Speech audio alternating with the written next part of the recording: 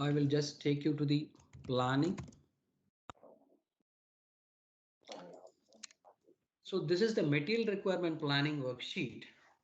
So when there are some confirmed orders, so this particular material requirement planning consists of MPS and MRP. MPS is master production schedule and MRP is material requirement planning. So if there are some confirmed orders, so there is a sales order and you need to plan, and already confirmed order is there and somebody has to trigger a planning.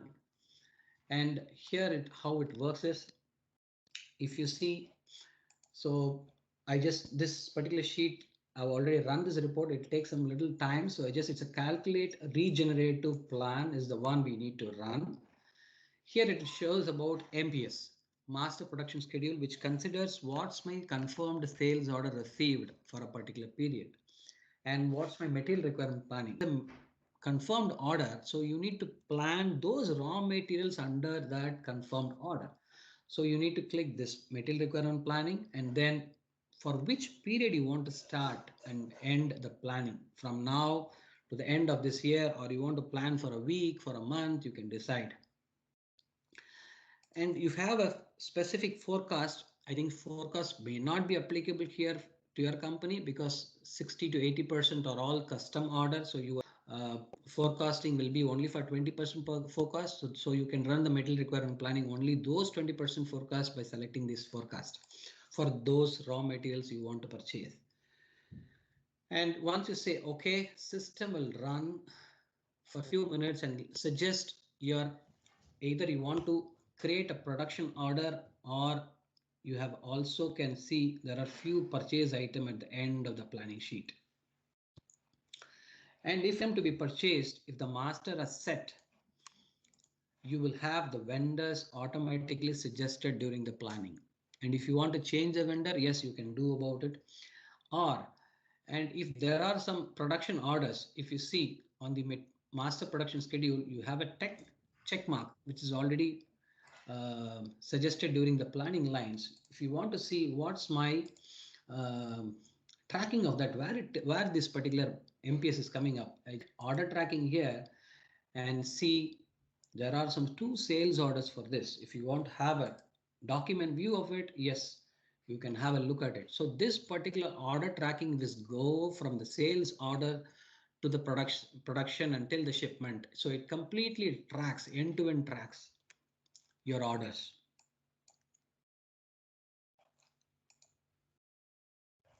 So if I want to create, I do not want to create for all the products, but I want to create only for few items. I will just select here accept action message. Remaining things I do not want to plan. Yes, the planning guy can decide which are the items he want to immediately release the orders. So I go to the action function, then you can have carry out action message. So here 2 types of orders, production orders can be created, planned and firm planned. Firm planned is when you have got the confirmed order received from the customer and you want to simulate and see what's my production schedule. For that purpose, the firm planned is order. So you will have the visual production scheduler during the production order. In some time, I will show that so that it will show you the complete capacity. What's my capacity of order is in progress, capacity is available. Can I accept the new orders? All those information you will be able to see. And here for the purchase suggested item, you will create purchase orders. If I say OK, those 2 lines which I accepted action message where production order will be firm plan, production order will be created and purchase orders will be created. If you want to go and see create a purchase order, I just type in the purchase orders.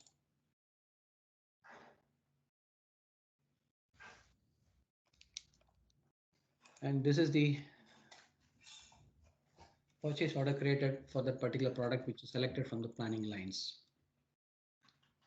So all the vendor master related is picked up from the master which you have set up in the Business Central. No need to select it and system automatically picks up what's my raw material and what's my quantity already from the planning line it's come and the pricing automatically picks up for the system. So you can either send the particular purchase order by email, and before sending it to the vendor, if you want to send it for approval, yes, you can set up a workflow and get the approval, and only approved purchase order can be sent it across to vendor. That is also possible. And if you want to send a print preview of that particular, it's a standard report, and we can also customize based on your needs. So there are some standard format available. You can send this particular attached document by email. So that is also possible. So the email ID which you have provided in the vendor master will automatically picked up by the system, and then email can be sent. And if you have multiple email IDs, then you can add semicolon and add number of email IDs there. Then you can send purchase orders. Once the purchase order is sent, so there are, I remember you said there is one look receive. So assuming the store person doesn't want to view all this purchase order, you have two options. One is you can go and get the receipt of those particular product, the goods you want to receive from the supplier. If you want to do it from here, you can do it, or there is a provision of warehouse receipt option. From the warehouse, when the documents along with the material supplies to the stores, the store person or store employee will receive those product, and he can pull the purchase order information based on the document number provided in the vendor shipment. So he can pull it and create the goods receipt note. That's normally the industrial jargon is used. GRN or goods receipt is, you can receive it, and you can then once you, sometime you will receive the receipt of the product, a shipment document as well as the invoice. Sometime first material will come, then purchase invoice will follow. So you have both the option. You can either receive it, invoice it separately, or you want to receive an invoice in one shot. So once you receive it, your stock is updated. Once you invoice, your financial transactions gets updated. And if at all, if the GRN is registered by mistake, you have the undoing the receipt.